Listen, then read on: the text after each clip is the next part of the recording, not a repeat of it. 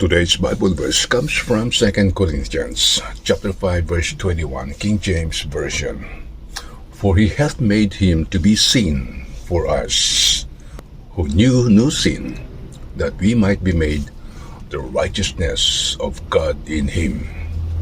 2 Corinthians 5:21 states that God made Jesus, who knew no sin, to be sin for us, so that through him we might become the righteousness of God. This verse highlights the concepts of Christ's sacrifice and the imputation of his righteousness to believers. Here's a detailed explanation about this verse. Number 1, for our sake.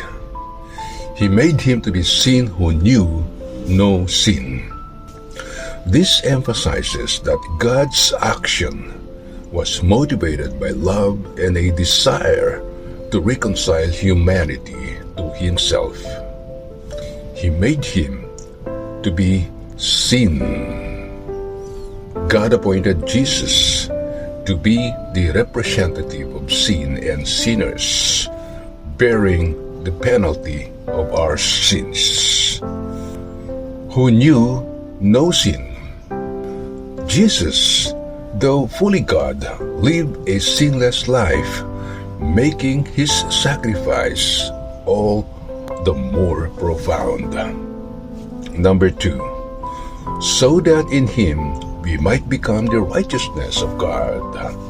So that in him, through faith in Jesus, we are united with him and receive his righteousness.